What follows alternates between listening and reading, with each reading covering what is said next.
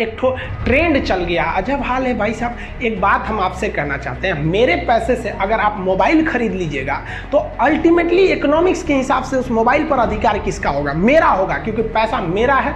तो आप सोचिए, आप बाप के पैसा से अगर लड़की पटाएंगे तो लड़की किसकी होगी? इकोनॉमिक्स के हिसाब से बाप के लिए। तो लड़कियों को भी कहते हैं कि भाई ऐसा लड़का को मत वैल्यू दो जो बाप की कमाई पे तुमको घुमा रहा है, और लड़कों भी कहते हैं जागो, अगर बहुत शौक है ना गर्लफ्रेंड बनाने का तो अपने पैर पे खड़े हो जाओ। जिस दिन पैर पर खड़े होगे ना उस दिन समझ में आएगा ये सब चीज़ें फालतू चीज़ें होती है। कई लड़के बेचारे का दिल टूट जाता है, उनका शरीर एम्बुलेंस की तरह हो गया है, घायल दिल लेके घूम रहे हैं। अरे फालतू ये सब चीज़ें। जीवन में किसी के लिए आंसू मत बहाइएगा, वो आपके आंसुओं के काबिल नहीं होगा, और जो आपके आंसुओं के काबिल होगा वो कभी आपको रोने नहीं देगा।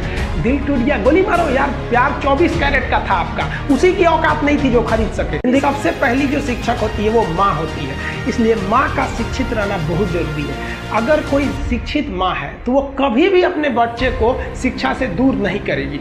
मेरा ये हरगिज़ कहना नहीं है कि जिसकी माँ अशिक्षित है उसका बेटा पढ़ा लिखा नहीं होगा। मेरी माँ आज भी अनपढ़ है, आज भी उससे एक रोटी मांगते हैं ना तो वो 2 रोटी दे देती है। दुनिया की सबसे अच्छा अलार्म जो होता है वो माँ होती है। आप कहिएगा सुबह 7 बजे उठाने के लिए, वो आपको 6 बजे ही उठा देगी और कहेगी बेटा 8 बज गया आपको। इस दुनिया में आपको सबसे बेहतरीन ढंग से जानती है कोई तो आपकी माँ, वो और दुनिया से आपको 9 महीने पहले से जान रही होती है। कहा जाता है कि मेरे नसीब में एक भी गम न होता अगर मेरी तकदीर लिखने का हक मेरी माँ को मिला होता है। माँ बचपन से पाल के बड़ी होती है। आइए यही ना है छोटका, बड़ा होके क्या बोलेगा? My wife my life. गजब बबुआ गजब, इतना उम्र पे छोड़ दी रहती माई ना तो कुत्ता नोच के खा गया रहता, बड़ा होके कहेगा माई वाइफ माई लाइफ। कभी भी माँ बाप से आप ऊंचे आवाज़ में बात नहीं कीजिएगा, वरना आपको शिक्षित कहलाने का कोई अधिकार नहीं है। और बाप जो होता है ना बड़ा खुददार इंसान होता है, कभी बोल नहीं पाता है। माँ तो बोल भी देती है ना, बाप बोल नहीं पाता है। जेब खाली रहने के बावजूद मैंने बाप को कभी ना कहते नहीं देखा। इस दुनिया में बाप से रईस इंसान मैंने नहीं देखा। जिंदगी में कामयाब होने के लिए याद रखिएगा, ये मायने नहीं रखता है कि आपने कितना किया, मायने ये रखता है कि आप कितना कर सकते थे।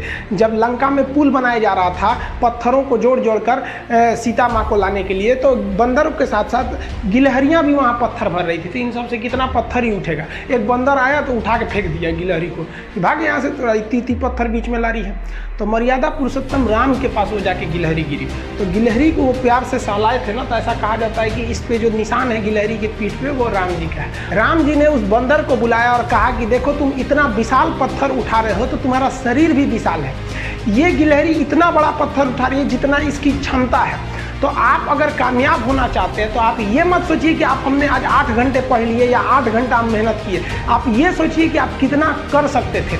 और देखिए, जो सपने देखते हैं उनके लिए तो पूरी रात छोटी पड़ जाती है, और सपने पूरे करने वाले के लिए पूरा दिन छोटा पड़ जाता है। अगर आपके अंदर जिम्मेदारी है ना तो आप यकीन मानिए आप चैन से सो नहीं पाएंगे।